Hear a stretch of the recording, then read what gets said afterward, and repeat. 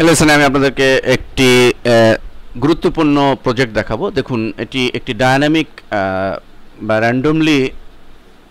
Randomly সাইক্লিকিং button. দেখুন, এখানে বলছে লার্ন ওয়েব ডেভেলপমেন্ট, একটি লিঙ্ক আমরা দেখতে পাচ্ছি। তো যদি এরকম হয় যে যতবার আপনি ওয়েবসাইট এই সাইটটি ভিজিট করবেন, যখন ভিজিট করবেন তখন এই লিঙ্কটি চেঞ্জ হবে, ডায়নামিকলি চেঞ্জ হবে। অথবা অন্য কোনো আইপি থেকে আপনি ভিজিট করলেন, তখন আর লার্ন ওয়েব ডেভেলপমেন্ট থাকবে না, অন্য একটি থাকবে।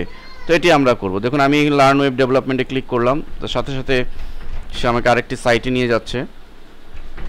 দেখুন w3schools.com, এই সাইটে নিয়ে গেল।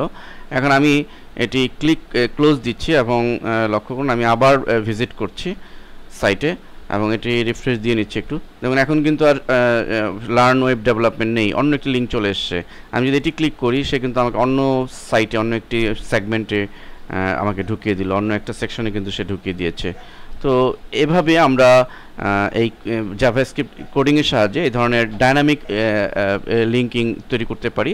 ফলে আপনার সাইটে যখন বারবার ঢোকা হবে, তখন সে এক এক সময় এক একটি লিঙ্ক পাবে, বিভিন্ন আইপি অ্যাড্রেস থেকে বিভিন্ন রকম লিঙ্ক পাবে।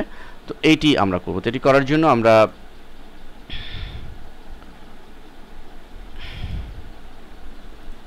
আসুন প্রথমেই আমরা যে কাজটি করব, যে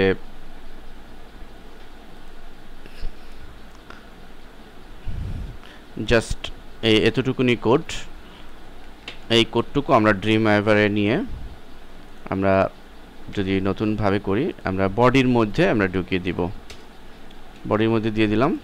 আমরা এটি সেভ করব, ডায়নামিক লিঙ্ক নামে সেভ করছি। এখন আমি যদি প্রিভিউ করি, তাহলে দেখুন আমি কিন্তু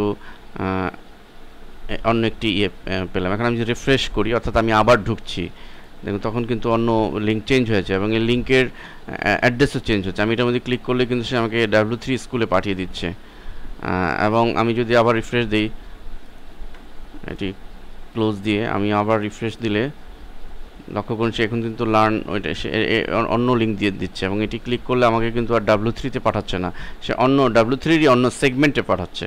তো এই ইন্টারেক্টিভ একটি ডায়নামিক লিঙ্ক আমরা এই জাভাস্ক্রিপ্টের মাধ্যমে খুব অনায়াসে করতে পারি।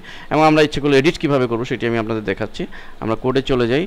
এখানে যদি আমি এডিট করতে চাই, যে আমি যে সাইটের নাম দিব, সাপোজ আমি যদি এখানে W3 না দিয়ে আমি এখানে আর W3-র জায়গায় alhera.com দিচ্ছি, alherabd.com, এবং এটি লার্ন ওয়েব ডেভেলপমেন্ট হইল। আর এটি আমরা আরেকটি সাইট দিচ্ছি, যে সাপোজ google.com। এখন এখানে আমরা লিখে দিচ্ছি যে ওয়েলকাম টু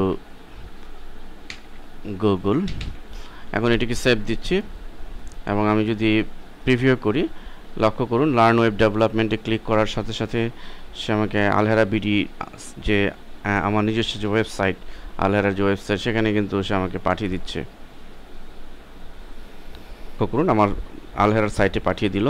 আমি ব্যাকে ফিরে যাচ্ছি এবং আমি রিফ্রেশ দিই, মানে অন্য সময় আমি আবার যদি ভিজিট করি সাইটে, আমি আবার যাচ্ছি, লক্ষ্য করুন এখন কিন্তু আমি অন্য সময় ভিজিট করলাম, তো ওয়েলকাম টু গুগল, অর্থাৎ সে কিন্তু লিঙ্ক কিন্তু আর সেটি নেই, এখন ভিন্ন লিঙ্ক, এবং সে আমাকে গুগলের সাইটে পাঠিয়ে দিল।